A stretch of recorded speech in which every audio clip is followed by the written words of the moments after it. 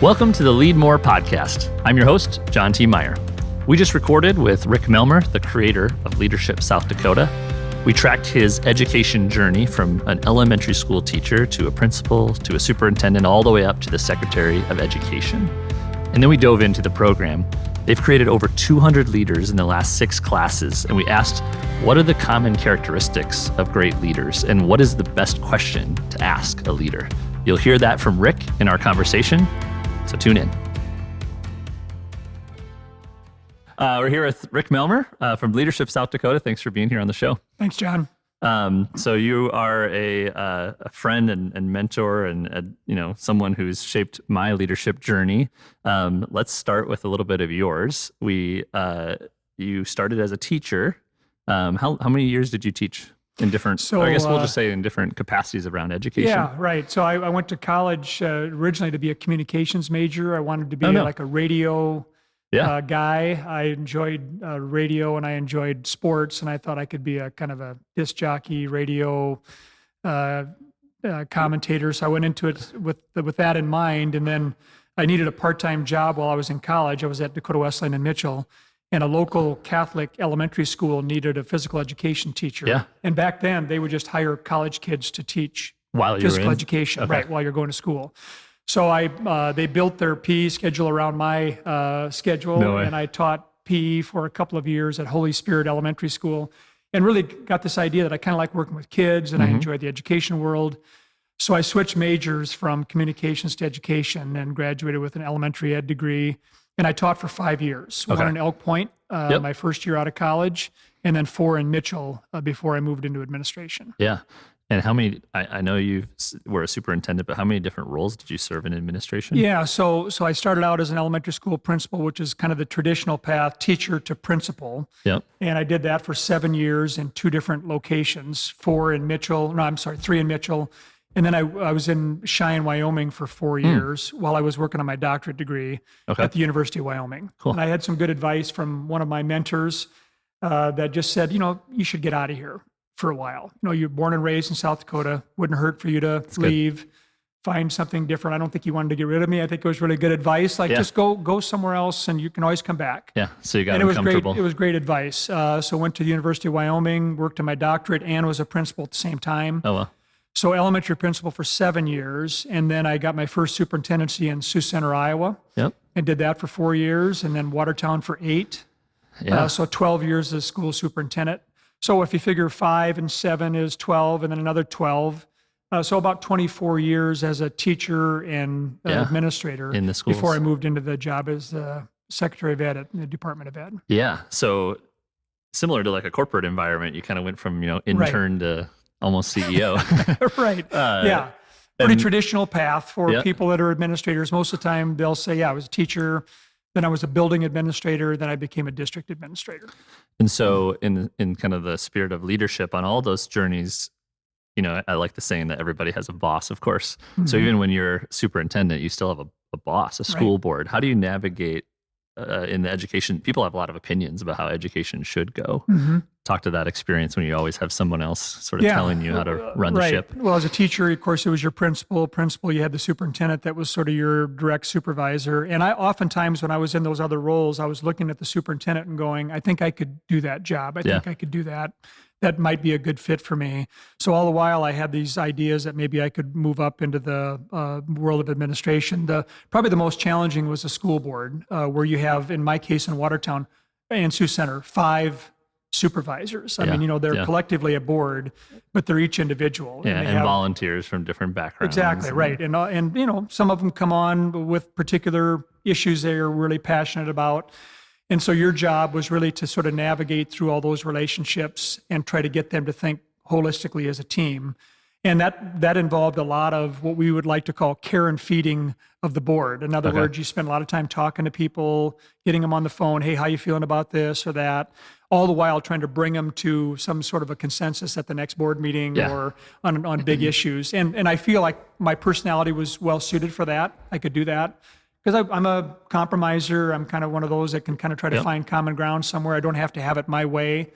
And I feel like if you have a personality style that would on the disc would be more of a D, Yeah. that's a little tougher then because you kind of have this idea of here's what I want to see happen. Yeah. And if you have board members that feel differently, you have to be willing to sort of compromise. So it was a good fit for my style, I think. Yeah. Here at Lemley, I've never had to navigate a board, but I've heard from like a CEO that you should always go into that meeting already knowing where everybody stands. Do you apply that same strategy? Absolutely. Yeah. Right. It was good advice and accurate. The hard part was I had a couple of board members in Watertown early on in my time there that wouldn't tell me. They came on for particular reasons. I moved in as a superintendent. We were friendly to each other, but a couple times I would say, "Where do you stand on this issue?" And they would say, "I'll tell you on Monday night." In other words, at the board meeting. So I had to just kind of go into it knowing that it was a bit of a wild card, and play that accordingly. But a consultant friend of mine told me a long time ago, never take or leave a job based on the board because they come and go. Sure. And take or leave a job based on the community that you're serving, the organization that you're going to. And that was really good advice because within a couple of years, a couple of those board members rotated off, other board members came on, and we built a stronger team. Yeah, that's good. Yeah. You said that you always saw that next job and said like, "Hey, I could do that." Mm-hmm. Is that innately who you are, or did you have people pushing you to like, "Hey, I think you could do that"? Yeah, no, it was most of the time it was people sort of saying to me, "Rick, I think you could do this." Yeah. And they say that's how most people aspire to their next level is that they get encouragement from others around them who know them best, saying, "I think you could do that." So a lot of it was encouragement from people around me. Yeah, and we were talking offline about episode 1 with Governor Dugard, and that was so interesting. I just see someone who's governor as saying like, "I want to be governor," but it took other people to tell him, right, you should do this. Right. And I think the best ones are the ones that maybe work their way up through encouragement, not people that say, "I want to do that someday," because then that's more about yourself rather than for sort of feeling called to the position. Sure. So in moment of crisis like today, are you glad you're not a superintendent today, or do you relish this? Like, I want to be in there solving these challenges. A little of each. The part that I don't relish and I don't miss is that there's really no right answer here. No. No matter what the administrator decides, you're going to get criticized. But I will say I do miss at times being in the game. Kind of having that opportunity to say, let's sit down and figure out what we're going to do here. Mm-hmm. So no, I'd be lying if I said I didn't have moments where I still wished I was sitting in the chair. But I also really don't envy their job right now. Yeah. I'm seeing these back to school plans starting to roll out, and there's pros and cons to every plan. You could make an argument that it's right on this side and wrong on this side. And I feel bad for administrators that have to navigate that world. Yeah, we always want to find that win-win, and there really isn't one. There really isn't one right now. And then, as you said, you also, before offline too, like you make a decision and it just expires so quickly. Yes. As we learn more. Right. The other thing, and I have the benefit of age, John, but it used to be the leader had a lot more, I think, ultimate respect and sort of automatic respect. And now there's just so much social media has contributed to it. Our society has. And sometimes leaders haven't behaved well, and so they've raised questions about their own, ability to lead. But now everything's questioned, and everybody has a platform. Yeah. And I feel like that just makes it even more difficult to get consensus around an approach. Yeah. And, people have already made up their mind before the conversation starts. Right. Yeah, which is frustrating. Okay, so you've kind of you climbed each ladder of the education kind of ring, and then you're in a great role at Watertown as superintendent. And tell me about did you get a phone call that said, "Hey, we want you to come to Pierre," or how did that go down? Well, normally that's how it works with state government is people recruit you to say, "Hey, I know you, I've known you for 10 years, come and work with me." That wasn't the case here. Okay. Governor Rounds, I think, picked a lot of his cabinet members based on people he knew and experiences he had. I think education was a void area for him. He didn't have anybody in mind. So he opened it up to just applications. People could apply. And at that time, when I was in Watertown, I'd been there 8 years, and I've always contended there's a shelf life for some of those jobs. And, I was having a very good experience there. But, you figured, do I stay? We had a daughter that just graduated and a son that was going into 8th grade. Mm-hmm. So it had been 5 more years in Watertown. So I'd have gone from 8 to 13 years. Yeah. And you always want to leave too early instead of leave too late. Exactly, right. Leave the stage while they're still clapping is what I like to say. So anyway, the idea is, do I make a move now if it's the opportunity's there, or do we wait and 5 more years. And then once our son graduates, then we can kind of relocate. Because I've always kind of thought you don't want to move a child in high school if you Sure. can help it. And so I applied, and the governor hired me. And so made the move at that time. Our son moved into 8th grade out in Pierre, finished high school there. And then I left state government after he graduated. But it was 5 years, a very good 5 years, and I learned just a ton. And so I'm trying to think of timeline. Do you work with 2 different governors? No, Just I was with Governor Rounds the whole time. So I was with him through all of his first term and just first year of his second term. So when that job got posted, was that the same situation where someone nudged you, or did you? Yeah, I had people encourage me to think about it, but a lot of it was personal, given, again, daughter graduating, son going into 8th grade. I was telling my wife, I think it's maybe time to think about, looking at a new opportunity. So a lot of it was personal timing. But again, the governor, it was a wide open field. Nobody was really on his radar. So it really worked out well for me too. And I was ready for maybe a new opportunity. Yeah. And it provided a great opportunity for me. Yeah. So it sounds like you've never been afraid to get uncomfortable and challenge yourself, sort of test your abilities. Mm-hmm. Where does that come from? Is that something that you learned at a young age? Yeah, Was it boy, sports? that's not part of my personality, John, at all. No? I'm kind of not a risk taker. I'm pretty cautious and careful, but I also feel like I'm a spiritual guy, and I kind of pray a lot about, like, Lord, what do you have in store for me? And I think some of these things just kind of passed at a time when I was ready to maybe make some of those decisions. Then I had a wife who was very willing to say, well, Rick, if you want to pursue this, I'm in. Yeah. Valerie's been great. Yeah. To sort of be a good partner there. And so I think I got some good personal encouragement. I had a father-in-law that really encouraged me to sort of pursue opportunities. So I think I got a lot of encouragement, and then just sort of the right place at the right time. Yeah. Timing is huge. Yeah.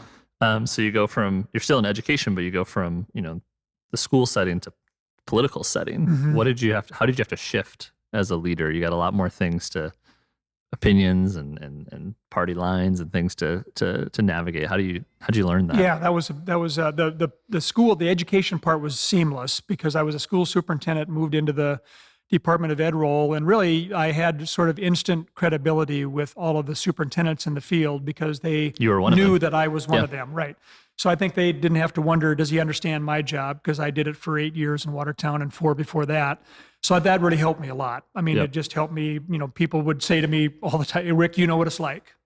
And I would know what it's like, because I was there. Yep. The hard part for me, John, was the political side of it. The legislative session, carrying the governor's bills, which I had no trouble doing. Governor Rounds was very thoughtful and very sort of balanced in how he approached things. But still, you had legislators that wanted to go a different direction and weren't on board with you, oftentimes for reasons that weren't related to the issue, but they were related to, like, politics. Yeah. And I just had a really hard time understanding that. Like, why wouldn't you support this? Well, it's because I'm with this other ally over here, and we're going a different direction. I owe a favor or whatever. Yeah, or I'm upset with the governor on a different issue, and so I'm not going to support this issue. And so, and that was hard for me to understand. If I was a little bit more competitive, I would have looked at it as a game, like this is a chess match, and many do, right? And many do, Yeah. and the best ones approach it that way. Like, this isn't personal. This is like a chess match that we're playing. For me, it was more like, well, wait a minute, this is kind of what we're trying to do here, and this is a good thing. So it took me a long time to adjust to that, and frankly, maybe never really completely adjusted to it, because it was just kind of not in my DNA. But at the same time, I learned a ton from the experience, gained a lot of knowledge about the process, which has helped me now in Leadership South Dakota to help people understand, here's how things get done out there. So it's really been helpful for me in a lot of ways, even though I didn't always enjoy the experience. Yeah, and we'll get to that next, but that's one of your kind of, I'd say, a core tenet of the Leadership South Dakota program, is that to really make an impact, people need to step up and run, right, and play that game. Absolutely. So then let's talk about, I know the origin story. You and Valerie, your wife, were back in Wyoming, visiting friends, right? And this new idea popped in your head, sort of again, maybe as a nudge from them. Yeah, Dan, our friend, Dan and Lynn are a couple that are good friends of ours, and Dan just went through Leadership Wyoming. He had just finished the program. He wanted to run for state legislature. He's in the legislature today. Great. But at the time he wanted to run, and thought it would be a good way for him to learn about Wyoming. and then run. And so he went through the program and he said, Rick, it's the best thing I ever did. And of course, he was in his 50s at that time. So he was an older class member, I think. And we drove out of town and I just couldn't get it out of my head. I mean, I kept saying to Valerie, we ought to think about that. And my wife is type that would be, yeah, we ought to, and then she'll move on to something else. I just kept coming back to it going, this is just something that I really have an interest in and I think it could work. And so then I reached out to a few. Dana Dykhouse was significant in the conversation, Mike Begeman from Sanford, a number of other folks, SDN Communications, Vernon Brown was a real champion for the program. So just reached out to a bunch of those folks and said, what do you think? And just got all kinds of like, yeah, you ought to do it. We ought to do it. So that's really how it started, was just one, again, back to encouragement, people saying, Rick, this would be a good idea. And we developed a core group of sponsors, launched our first class in 2014, and we're preparing to start our 7th year this fall. Yeah. And so this is a nonprofit organization, but it's like starting a company. You started something from scratch. Right. How did you get that early buy-in, both from sponsors, supporters, and then eventually applicants? Yeah. Well, part of it was, and sometimes what we do, and I don't know if you're guilty of this, John, but I go talk to people that I think are going to say yes. Sure. I go talk to people that I think are going to affirm what I'm already thinking. Oh, yeah. And so Dana Dykhouse, of course, was all about leadership, and and of course we didn't have a program like this. Yeah, because how many states do? Probably about 35 or 40 out of the 50 have something like this, but some of them are women only, some of them are ag related, so it kind of depends on the. And so Dana just said, yeah, we need this. This is a void in our state. And I think, so again, right place, right time, needed something like this. So I went to people that I thought would be friendly to the idea. And when they were, then that just gave me some springboard momentum to get into it. So give us the elevator pitch in case someone's not familiar with the program. How does it work? What's the purpose? Yeah, so we take 40 people a year. We meet 6 different cities. And the elevator speech is we see people most people don't, or meet people most people don't meet, see places most people don't see, and then learn leadership skills along the way. That's kind of the quick pitch. And we've been true to that. I mean, we build our program around getting to locations where you get a chance to see a Hutterite colony or Indian reservation, or behind the scenes in the governor's residence, or whatever it is. Yep. We also meet all kinds of leaders all around the state, that small, big, you name it. We try to get the stars in front of the group, along with these folks that are just grinding it out every day and trying to make a living, everything in between. And then what we really found, John, was the networking between class members. 6 classes complete, so that makes almost 250 leaders that you've put through the program. What surprised you about this now, looking back 6 years? Did you imagine, is it what you thought it would be, or is it something completely different? Well, it's probably exceeded what I thought it would be, mainly because of the camaraderie that I think has formed, not only between people in the same class, but also sort of this idea that if have been in the program, I'm linked to everybody else that's been in the program. I can call Rapid City because I saw this person that was in an earlier class and I don't know anybody in Rapid. I'm going to call and ask him what he thinks, or her. And if I say I was in Leadership South Dakota, I've immediately formed a bond with that person. And that part's probably been really gratifying for us to see, and probably an unexpected blessing that has come out of the program. And then we've evolved into, really kind of helping people reflect a lot more on their own journey. I thought it was going to be more external, like we're just going to show them all these things and they're going to learn, and then they go back to their job. And it's really become a lot more of a, where are you at in your journey, and how can we add to that and contribute to that through this program. So one part of the program that's so unique is that multi-generational participation. I think in my class, we had leaders in their early to mid 20s up to 60s, and they still want to keep learning and improving and get better. Right. And so was that organic, or did you design it that way? Yeah, it was really pretty organic. I mean, we do ask the selection committee to sort of pay attention to age, because we do think blending of ages is an advantage to the program. And actually, John, when you spoke to our board last year, or it was in December. Oh, yeah. And you had mentioned, Leadership South Dakota is one of the programs that doesn't pay any attention to, gender, age. We're not looking for women or men. We're not looking for young or old. And I really, that was one of the times I heard that and just thought that's really a nice affirmation of what we're trying to do, and that is any and all. We want leaders that are interested in growing and developing. Doesn't matter where you live, doesn't matter how old you are, what your gender is. We think there's something here for you. So you actually helped me just sort of think again about the benefit of that and the positive aspects of having a multi-generational program. It's hard not to over-engineer toward one of those directions, but it's so important to do it naturally. We are trending a little younger, kind of in that 30 range, 30 to 45.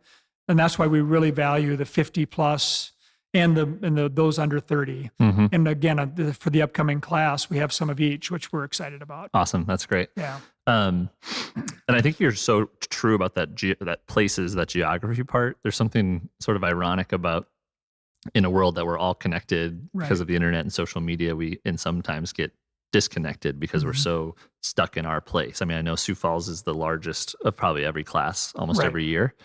But there were several of us who were going to parts of our own state, the state that I grew up in, that I had never seen before. Right. And putting you in that kind of, not even uncomfortable, but just like a new place. And also even, you'd be surprised, we go to Aberdeen and ask a group of 40 people, how many have never been to Aberdeen before? And it's like 15 people would raise their hand and go, never been here. And lived here my whole life. Or lived here for 20 or 30 years and never been to Aberdeen. So, you'd think, reservations, I understand. They aren't normally a way to get to somewhere. But for a community like Aberdeen, Yankton, to have 15 or 20 of your class members go, I've never been here before, it's pretty eye-opening. Yeah. I suppose if I wasn't like an ESD kid where you went to all these towns because of sports, I wouldn't have either. But, now you're in your 7th class. How's the program changed as you look back? A good leader will always look at what's gone on. I know you do this very thoughtfully. You have surveys and feedback on how you changed the program. Yeah, so we focused a little bit more on internal leadership journeys. I think before, again, we were thinking more about, we're going to just provide all these external cues and then people can figure out what they want to do with them. But we've learned through people telling their stories and how the power in that.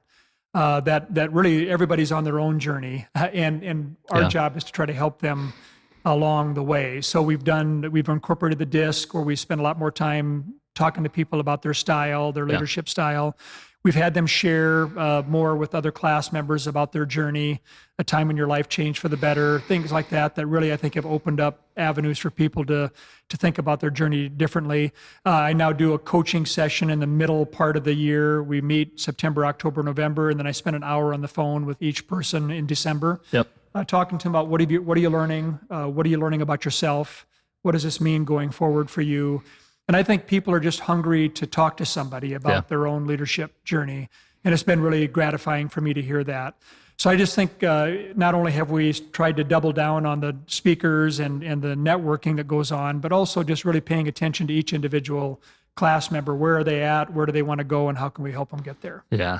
And those moments I remember so vividly created a lot of the tears and joy and laughter. And I mean, you and Valerie have such big hearts, and that comes through very clearly in the program. Yeah.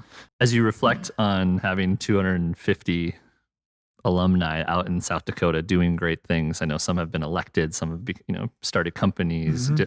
What are you most proud of in the program? Yeah, I think a lot of that is just what they've accomplished. And again, part of that, John, is, we talked earlier about luck. We have the wind at our back because we're picking people that are already on a trajectory to do something. And then it's just a matter of we get to say, well, we were a small part of that journey. But it's all going to be about what people do with the experience, whether they're growing companies like what you're doing or running for public office or fostering children in their home, which one of our graduates did. And we're equally proud of her as we are the high profile, successes that are going on. So again, a lot of it is like, what do you want to do? And how can we help you get there? And then watching it happen, where people start to go, I said I was going to do that when I was in the class. I started the nonprofit that I said I was going to start, and we're doing great. Yeah, and there's an accountability portion at the end. You say, what is your, we had that puzzle that we put together. The I will puzzle. And we're going to change that a little bit this year coming up, John, where we're going to say it's going to be an I will or a we will. Because if you find someone in the class that you would say, hey, let's work on that together.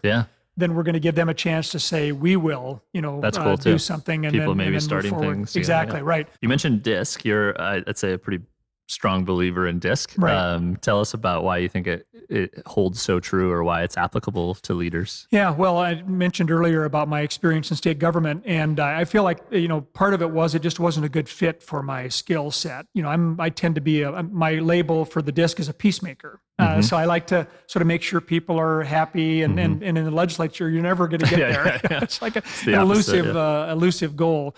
But again, that doesn't mean I shouldn't have gone into that. It just means I should have been more aware of the idea. This is going to be hard for me, and I need to prepare differently, look at it differently, ramp up, find colleagues that have a better skill set that can help me along the way.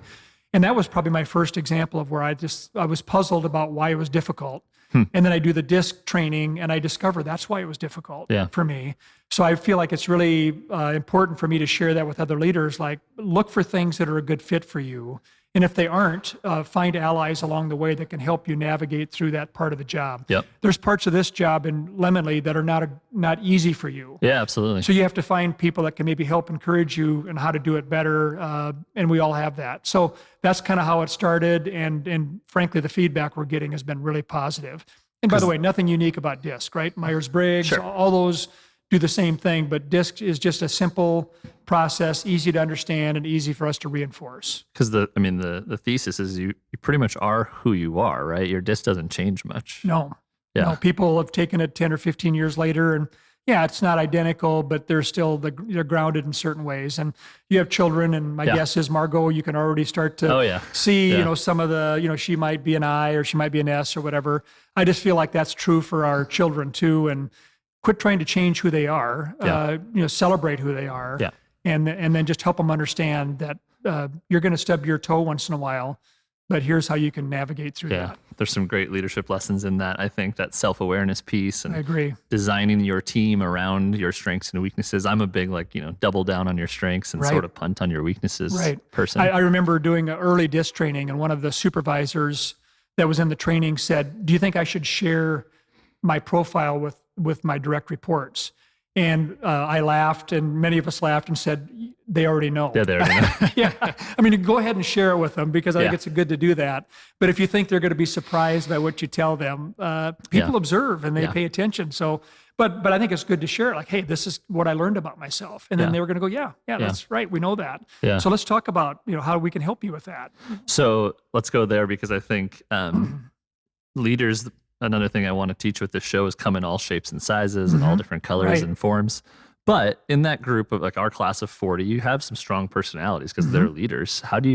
Is your job as sort of the host, the moderator, the teacher, how do you navigate a room with 40 people who all think they probably have a lot of the answers already? Essentially you look at the profile of the class, and I tend to look at, are they more task-oriented or people-oriented? And if you have a class that's pretty strong on the task side, then they're going to want to get things done. They don't mind a busy schedule. They don't mind a full schedule.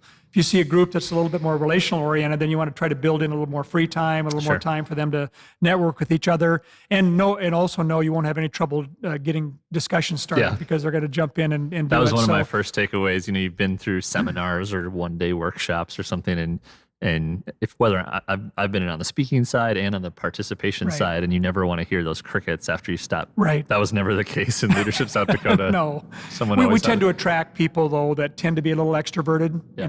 Not all. You always have private people in every group, but we tend to gravitate towards the people side a bit more. And I just think it tells a story about who they are. And then I can help individually say to someone in my one-on-one visit with them in December, what are you learning about yourself and your style? And most of them are pretty honest about, this is what I have to pay attention to. Yeah. I can tend to be too dogmatic or too driven, or I have to, I have a hard time making a decision. I got to be a little bit more bold.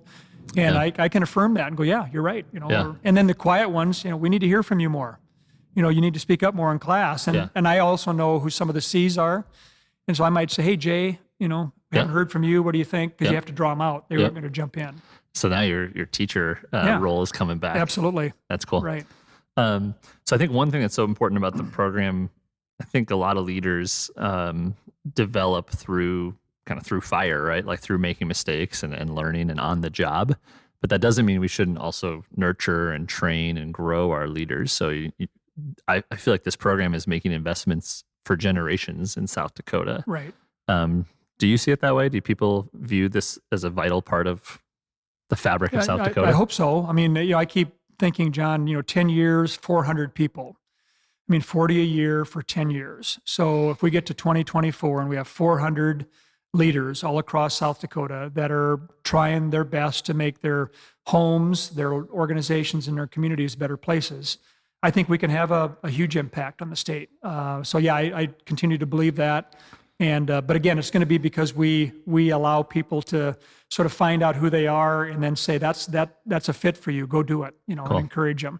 How many people need a little nudge to say, I think you got to think about that. And it's so full I circle. see some of our folks running for public office now, and I know some of them got their start by sitting in a room in one of our sessions, going, maybe I ought to think about that. Yeah, and you make that pretty clear at the beginning that we're going to at least make you uncomfortable at some point, which I think is super important. Mm-hmm. So you answered that question that I wanted to ask you: is what you and Valerie sit down at night and have dinner, and what do you dream about what this looks like? What does it look like in a decade? Is that it? Yeah, that's it. Yeah, I always come back to 10 years, 400 people, and just think of, and then we send birthday cards to everybody, and it's just fun for us to be able to, as we write the birthday card, think about that person.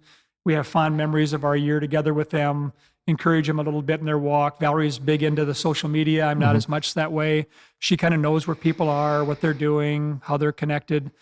And that's our way of sort of staying grounded, because it's easy to get caught up in like, all these people and we're doing all, it's really back down to individual leaders that we're investing in to try to help them be all they can be. Yeah.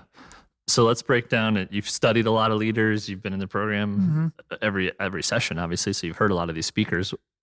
Do you see, if you had to name 3 or 4 common traits from some of the best leaders that you've met and listened to, what would they be? Yeah, that's a good question, John. I mean, passion is one of them, where they just really are driven to do whatever it is that they're doing, but it looks different ways. One person is, bubbly and enthusiastic, and the next one is just this quiet, steady, like David Gilbertson, Chief Justice Gilbertson, Yep.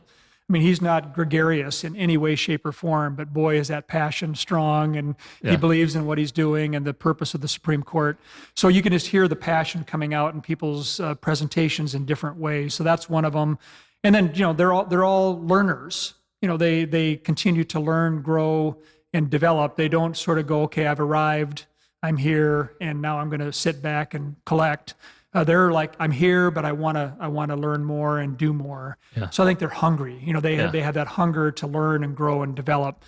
And then the humble part, I wish I could say we heard that in all of them, but I think that runs the gamut. Some of them are not humble at all. They're either arrogant or sort of really strong-willed. But then there's others that Governor Dugard comes to mind, just this humble servant that wants to add value. And so I would say passion and that desire to learn and grow would be the two that I think exist in every leader we've heard from.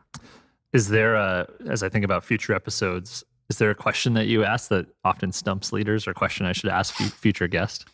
Well, I always think questions like, what was a defining moment in your life? We phrase it as a time when your life changed for the better, because we want it to be more of a positive. Okay. But I feel like one of them that I'm more and more intrigued with as I talk to people and leaders especially is like, talk about a couple of defining moments in your life, times when you encountered something and you had to go right or left, and which way did you go and why did you go that direction? And sometimes it'll be positive, and sometimes they're going to say, I lost my mother, or my father, or I got a divorce, or I got fired from my job. And to me, those are the rich parts of the story that really contribute to who that person is. And it starts to tell a story about, like, now I know why. Yeah, and often they don't learn until later. Right. Right. They look back on it and go, that was a great experience for me, but it was negative at the time. So I always feel like defining moments, asking people, pick 1 or 2 in your life and talk to us about those. Cool. Really tell a story about who that person is. Yeah, that's great. Well, let's move into, I have a few rapid fire questions for you. I know that we've talked books before. I think you're a reader. Sometimes you do listening. What's a book you're reading right now? I just finished Doris Kearns' good one, Leadership in Turbulent Times. Yeah, that's a big one, right? It was an awesome book. Talked about 4 presidents and how they used the crisis to sort of springboard into really positive action, And it was a fascinating book and a great book. That's one I used on our team at the start of this, is that classic "Don't waste a good crisis." Yes, absolutely. And we all have one right now Right. at our hands. So if you ever needed an excuse to change business habits, personal life, Right. now you have it served up. And Lyndon Johnson doesn't get the credit he deserves as a president. But, of course, Kennedy's assassinated, and he just used that opportunity to really gain momentum in some government programs that are still around today. And it started in the early 60s. The Medicare, Medicaid, food stamps, Title I, all those programs that we would look at today and go, they're foundations for fundamental, our country. And he started them all. And I think he couldn't have done that without that momentum of, there was a huge Democratic shift in Congress as a way of sort of responding to the Kennedy assassination. And Johnson used that to spring forward into some really valuable programs that we enjoy today. We talk about a question we ask in interviews at Lemonly is, what is your superpower? The one thing you do better than anyone else. So what would you say is yours? I think I'm a teacher. At the end of the day, I'm a teacher, and I like to teach, and I enjoy developing lessons, whether it's in Leadership South Dakota or through my own leadership work that I do. I enjoy sort of preparing and getting it ready almost as much as the delivery, kind of getting the content ready to deliver to a group of leaders or a group of people. So I think at the end of the day, I'm a teacher, and I like to think of myself in that way. So you love doing the work and getting your hands in the prep. That's good. Right. That's admirable. My wife Valerie is a very high eye on the disc, and so she likes presenting and kind of being in front of people and doing the people side. And I'm like leading up to that. So we make a good team. I like all the prep work. She enjoys the actual experience, and we make a good team. Well, she's the awesome Leadership South Dakota mom. Yeah, takes care of everybody. Right. I'm asking people right now in this kind of turbulent times, how do you unwind? How do you unplug during a stressful time that we're in? For me, it's exercise has been a real key part my whole life, actually. It's just the ability to go out for a run or a real brisk walk, or now my wife and I bike a lot around the Sioux Falls bike trail, which we think is terrific. So I just say, for me, exercise has been so vital. It just helps me clear my head, helps me think more clearly, and I get ideas. Yeah. I leave the house with a problem, and I come back with some ideas on how to solve it. That's great.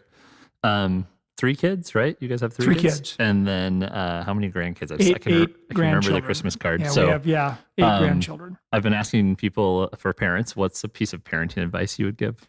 It's a long journey. So some will, we have 3 of our kids, and they're all 3, dealing with younger children right now. And I think they just can't always see the other side of the mountain. They're just engrossed in this, whether it's diapers or, arguing about, little things that don't seem to make any sense. Yep. And, someone just said, I read something a long time ago, you're going to spend more time with your children as adults than as children. I mean, like, they're with you for 18 years, and then you're hopefully, Lord willing, going to spend 30 or 40 or 50 years with them as adults. So just think about that. Yeah. That it's a long journey. And then the other thing we talked about earlier, John, was just don't try to change who they are.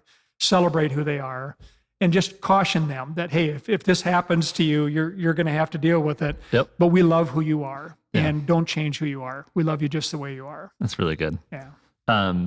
So tell me a little bit about the mentors and leaders that shaped you. You mentioned a lot of people that gave you those nudges along the way. Yeah, I've had several, John. Jim Beto is one who was part of the Leadership South Dakota program early on, ran for governor against Janklow one of the years that Janklow won. Jim has been a really good mentor of mine, and just a man that I just have a ton of respect for. Dennis Peterson, who now is a superintendent in Minnetonka, Minnesota, was in Mitchell at the time that I was an administrator, and just had a huge impact on me. And Dennis's personality was opposite of mine. So I watched how he managed people, and some of it I said, I like that. Some maybe I wouldn't have done it exactly that way. Learned a ton from him.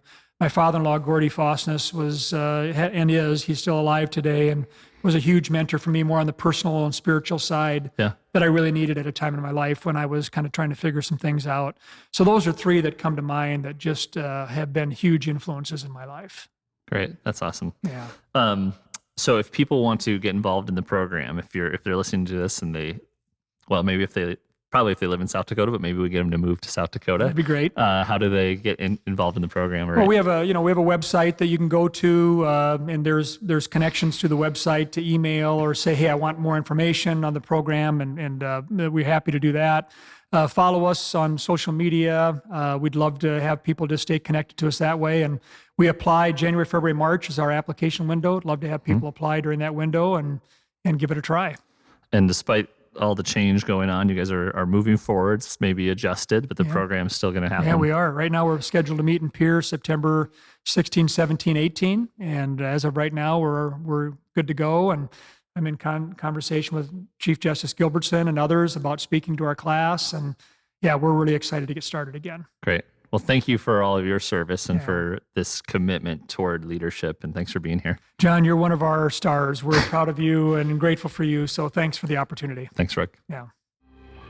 All right. So that was our conversation with Rick Melmer. Thanks for listening. I want to know, who do you want to hear from next on the show? So if you're on Twitter, go to Twitter and tweet me at John T. Meyer to see which leader you would like next on the Leadmore podcast.